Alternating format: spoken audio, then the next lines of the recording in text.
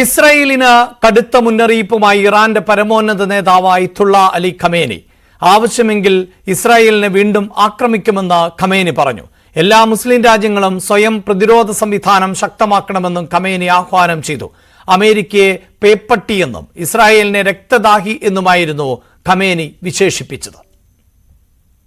5 വർഷത്തിനു ശേഷം Ayatollah Ali Khamenei വെള്ളിയാഴ്ച പ്രാർത്ഥനയ്ക്ക് നേതൃത്വം നൽകി നടത്തിയ നിലപാട് പ്രഖ്യാപനം ലോകത്തോടുള്ള ഇറാന്റെ സന്ദേശമായിരുന്നു. മറ്റെല്ലാ ഭിന്നതകളും മാറ്റിവെച്ച് മുസ്ലിം രാജ്യങ്ങൾ ഒന്നിക്കണം.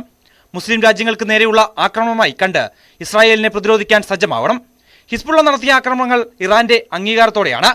ആവശ്യമായി വന്നാൽ ഇനിയും തിരിച്ചടിക്കും. ഇറാന്റെ ശത്രു പലസ്തീന്റെയും ലെബനന്റെയും ഈജിപ്തിന്റെയും ഇറാഖിന്റെയും സിറിയയുടെയും യമന്റെയും ശത്രു എന്നൊന്നില്ല. ഏത് രാജ്യത്തിന് നേരെയായാലും ശത്രു പൊതുശത്രുവാണ്. എല്ലാ ശത്രുക്കളും ഒരിടത്തു നിന്നുള്ള ആജ്ഞകളാണ് അനുസരിക്കുന്നത്.